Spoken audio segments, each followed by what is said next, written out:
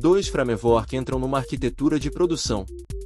Só um sai vivo depois de 3 meses de tráfego real, com picos de requisições, custos explodindo e clientes reclamando de latência. E a resposta de qual sobrevive não é a que a maioria dos tutoriais te vende. A promessa dos dois é sedutora. Crio AI te dá agentes que colaboram como uma equipe, com papéis definidos, delegação automática e uma abstração tão limpa que você monta um fluxo multiagente em 20 linhas. LangGraph vem do ecossistema LangChain e joga o jogo oposto, te obriga a pensar em grafos, estados, nós e transições explícitas. No papel, Crio AI parece produtividade pura e LangGraph parece burocracia. Em produção, essa impressão inicial se inverte de um jeito quase cruel. O primeiro teste real foi um sistema de atendimento com roteamento condicional. O cliente manda uma mensagem, o sistema classifica a intenção, decide entre buscar num banco de conhecimento, escalar para um humano ou executar uma ação transacional. Com o Crio AI, montamos isso rápido, e funcionou lindamente na demo. Mas quando o fluxo precisou de um loop condicional, voltar para a etapa de classificação se a confiança fosse baixa, a abstração de Crio começou a lutar contra a gente.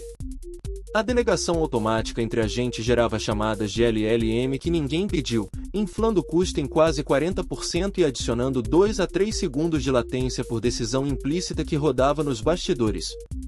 LangGraph, com toda a sua verbosidade, brilhou exatamente aí. Porque o grafo é explícito, cada aresta condicional é uma decisão que você controla.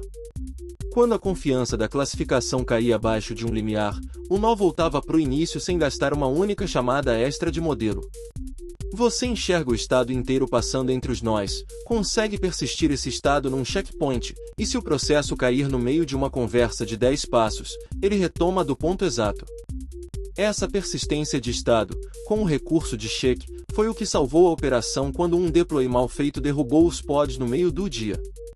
Mas seria injusto declarar vitória tão cedo, porque Crio AI tem um território onde ele é claramente superior.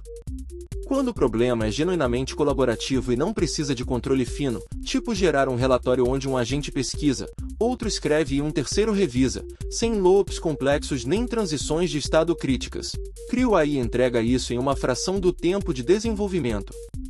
A equipe conseguiu colocar um pipeline de geração de conteúdo no ar em 2 dias, algo que em LangGraph teria custado o dobro de código e o dobro de bugs iniciais.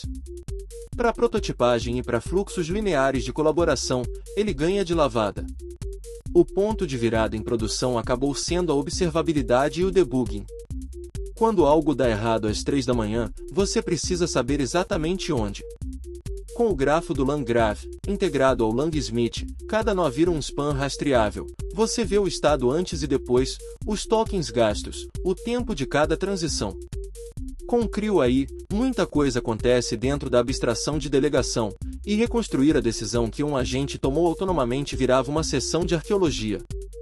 Em escala, essa opacidade custa horas de engenharia toda semana. Então quem aguentou produção de verdade? Para sistemas com lógica condicional complexa, estado persistente, requisitos rígidos de custo e latência, e necessidade de auditar cada decisão, LangGraph sobreviveu e os concorrentes não. Você paga o preço de uma curva de aprendizado mais íngreme e mais código, mas ganha previsibilidade quando importa.